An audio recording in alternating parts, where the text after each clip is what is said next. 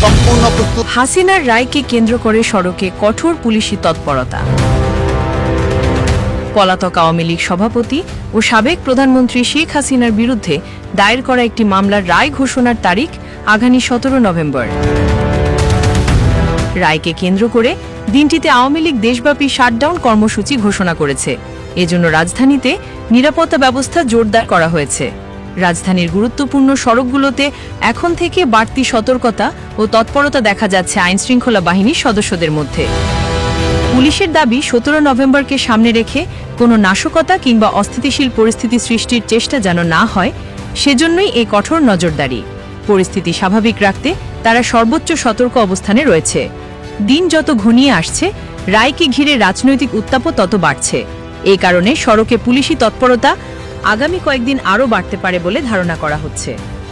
তো এই ধরনের একটি রাজনৈতিক দলের কর্মসূচি বিদেশ থেকে বসে ঘোষণা দিবে আর সেটা বাংলাদেশে কার্যকর হবে, এটা অসম্ভব। স্বরাষ্ট্র উপদেষ্টা জানিয়েছেন যে আগামী 17 নভেম্বর পলাতক সাবেক প্রধানমন্ত্রী শেখ হাসিনার রায় ঘোষণা করা হবে। তিনি স্পষ্টভাবে বলেন, এই রায়কে কেন্দ্র করে দেশে নিরাপত্তা পরিস্থিতিতে কোনো ধরনের সংকট বা হুমকির আশঙ্কা নেই। ভাই আপনারা আমারে কোন আসন থেকে আপনি নির্বাচন করেন? ভাই আমি ঢাকা 13তে, এটা আমার অতটা ইচ্ছা নাই এখানে অনেক, কিন্তু আমি গোপালগঞ্জ 3 আমি নির্বাচন করার একটা ইচ্ছা আছে। আমি তারেক রহমান আমাকে দিবে বলে এখন আমার বিশ্বাস। ভাই এখন হচ্ছে তারেক রহমান নিয়ে কথা বলেন। তারেক রহমানের 100 ঘন্টা হয়ে গেল।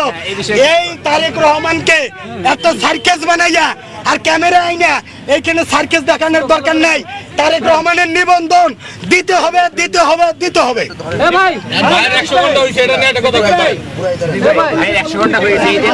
ভাই 100 মানে কি ফুলফিল হয়ে গেছে। আমি তারেক রহমানকে অনুরোধ করি, আপনার বিড়ালের অনশন ভাঙাবো, আপনারও অনশন ভাঙাবো, কিন্তু যারা ভাঙানোর দরকার, যারা এই অনশন ভাঙানোর কর্তৃপক্ষ, তারা যদি অনশন না ভাঙে তাদেরকেও জাতি ভেঙে দিবে। ভাই জামাত সব দলে যদি আমার নমিনেশন দেয় আমি ওয়েলকাম, কিন্তু আমার ভাবতে হবে আমি যেহেতু দীর্ঘদিন বিএনপি করি, আমি অন্য দলের নমিনেশন নিব কিনা। কেউ যদি সাজিয়ে দেয় সেটা তো ভালো শুভ লক্ষণ। ধন্যবাদ।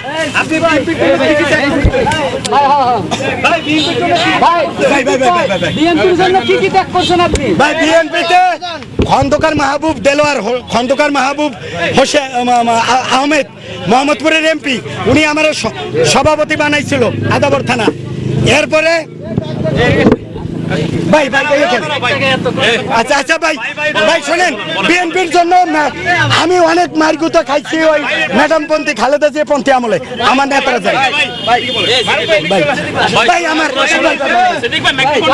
শোনেন, মিডিয়ার ভাই আপনারা শোনেন, এখানে আমাদের যে একটা লক্ষ্য উদ্দেশ্য, তারেক ভাই নিবন্ধনের জন্য এখানে 100 ঘন্টা অতিবাহিত হওয়ার পরেও আমরা এখন পর্যন্ত সেখান থেকে কোনো সিদ্ধান্ত পাইনি।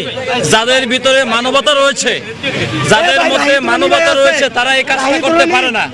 অতএব আমি চাই তারেক ভাই নিবন্ধনটা আগামীকালকের মধ্যেই আমরা একটা সিদ্ধান্ত পেয়ে যাই, আমরা ঘরে ফিরে যাই। আমরা বেশি কথা না